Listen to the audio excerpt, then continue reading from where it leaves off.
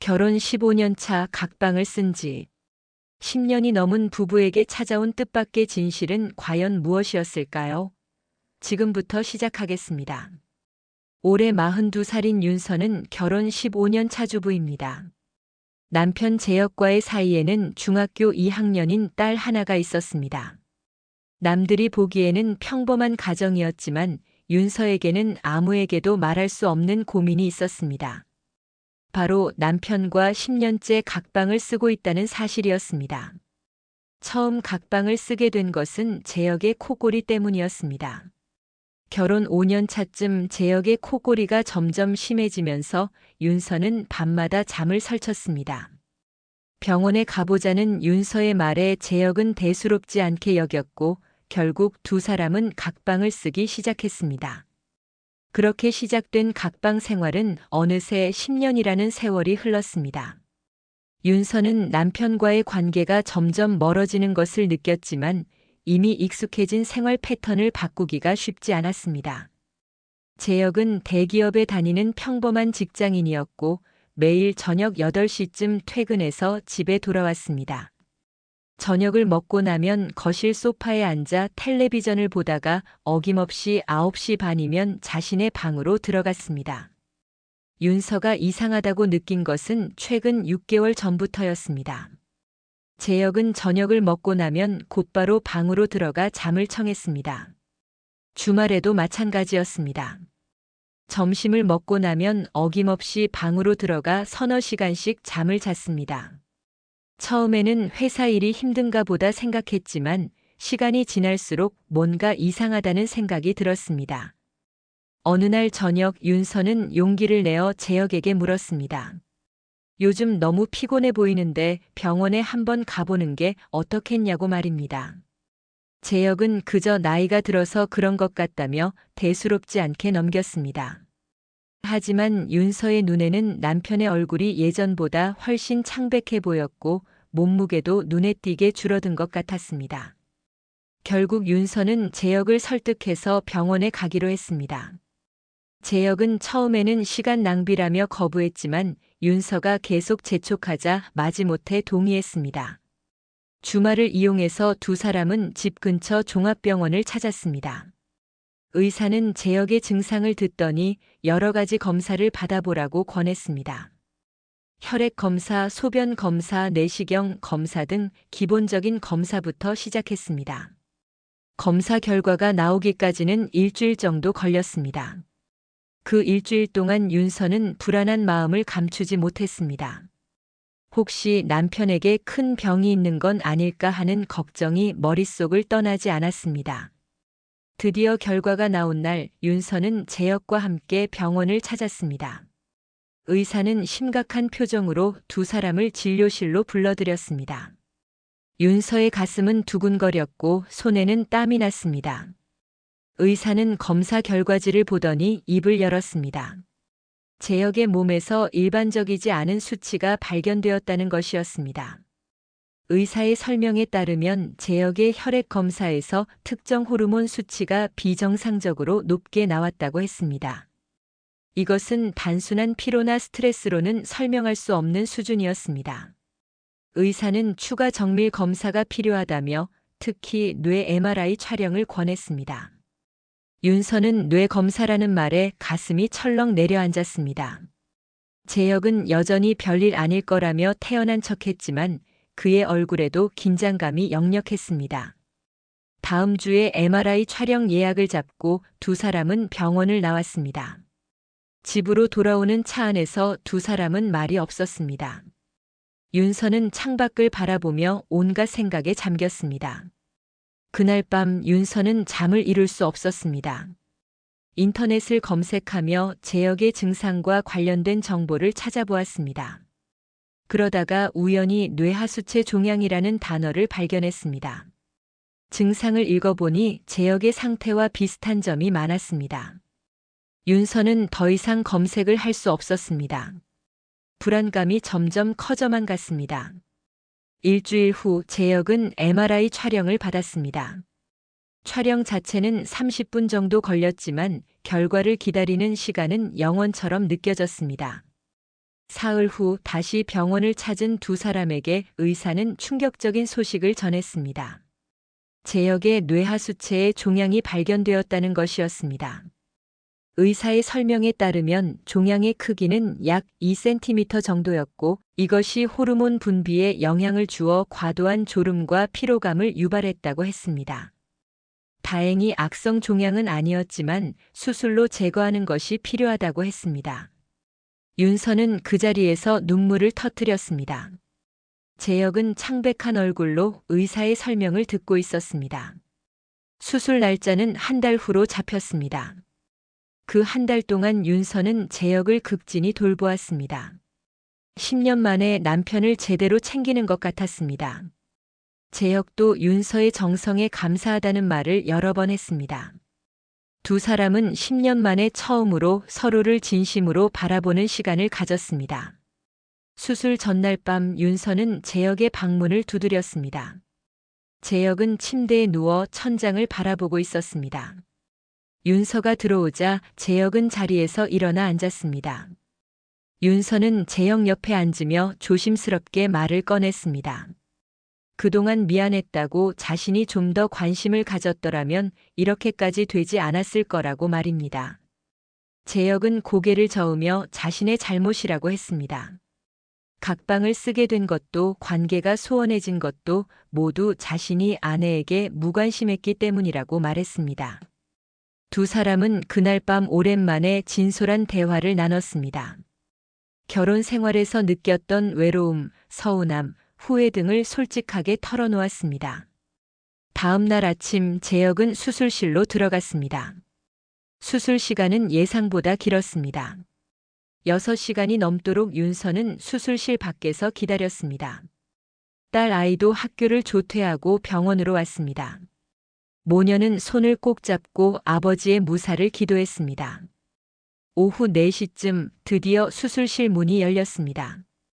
의사가 나와서 수술이 성공적으로 끝났다고 알려주었습니다.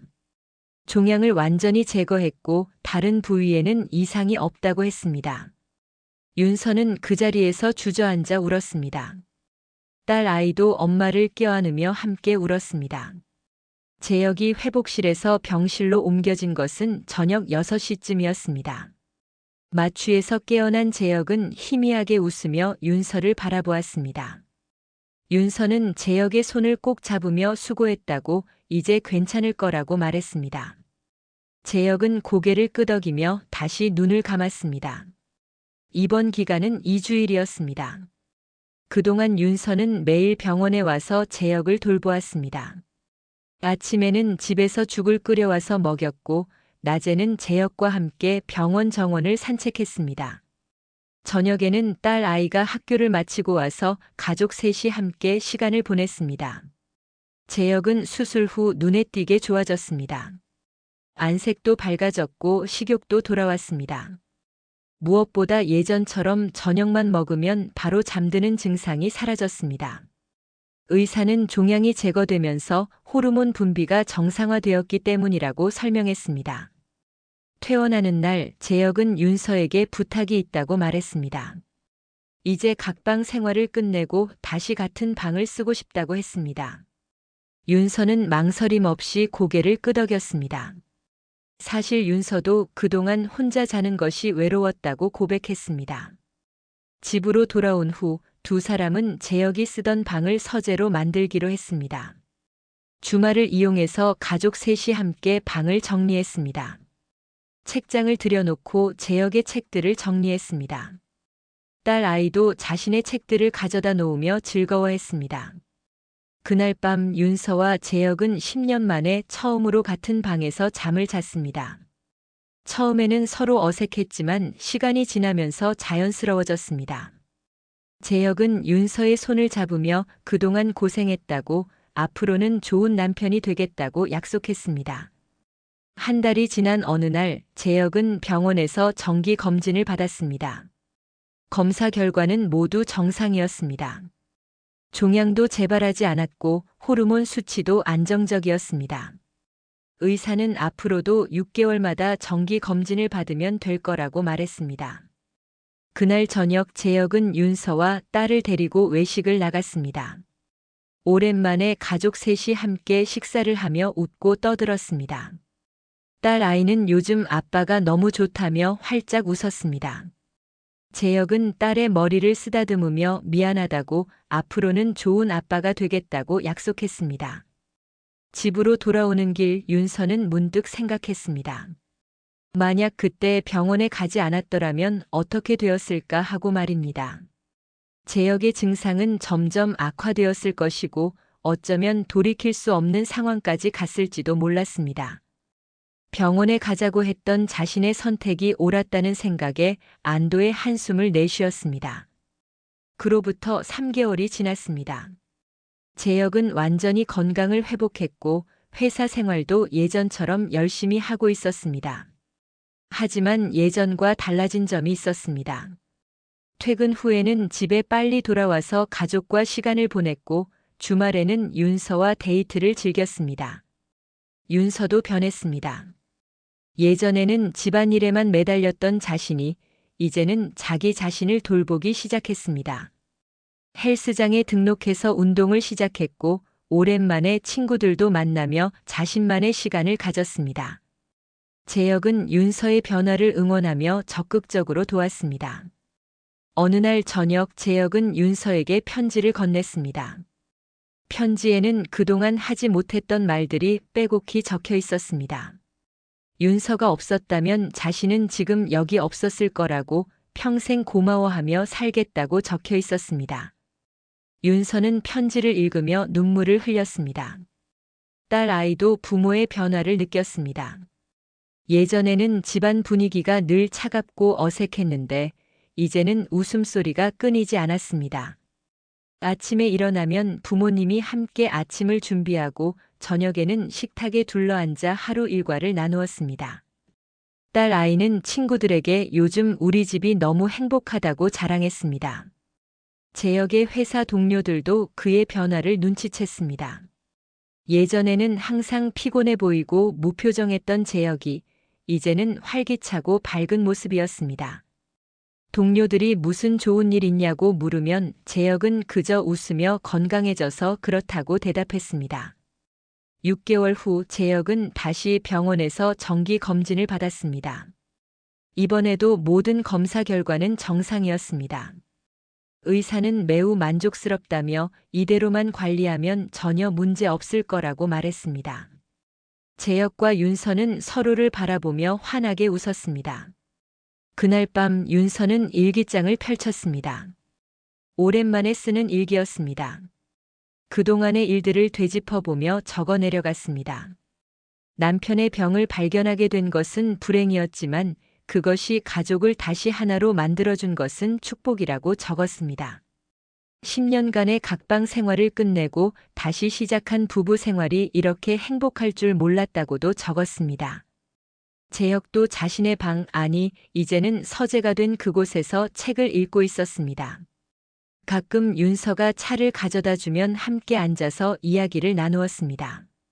그런 평범한 일상이 이렇게 소중한 줄 미처 몰랐다고 재혁은 생각했습니다. 1년이 지났습니다. 재혁의 건강은 완전히 회복되었고 가족 관계도 그 어느 때보다 좋았습니다. 딸 아이는 고등학교에 진학했고 윤서는 오랜만에 취미 생활을 시작했습니다. 재혁은 승진을 했고 더 바빠졌지만 가족과의 시간만큼은 절대 놓치지 않았습니다. 어느 주말 가족 셋은 여행을 떠났습니다. 재혁이 수술을 받은 지 정확히 1년이 되는 날이었습니다. 바닷가 펜션에서 하룻밤을 보내며 가족은 그동안의 일들을 회상했습니다. 힘들었던 순간들, 불안했던 시간들, 그리고 함께 이겨낸 과정들을 이야기하며 서로를 격려했습니다. 여러분, 오늘 이야기는 여기까지입니다. 10년간 각방을 쓰며 소원해졌던 부부가 남편의 병을 계기로 다시 가까워진 이야기였습니다. 때로는 위기가 기회가 되기도 한다는 것을 보여주는 사례가 아닐까 합니다. 건강은 정말 소중한 것이고 가족은 더욱 소중한 존재라는 것을 다시 한번 깨닫게 되는 이야기였습니다. 여러분도 주변 사람들의 작은 변화에 관심을 가져주시기 바랍니다. 그것이 누군가의 생명을 구할 수도 있으니까요. 긴 이야기 들어주셔서 감사합니다.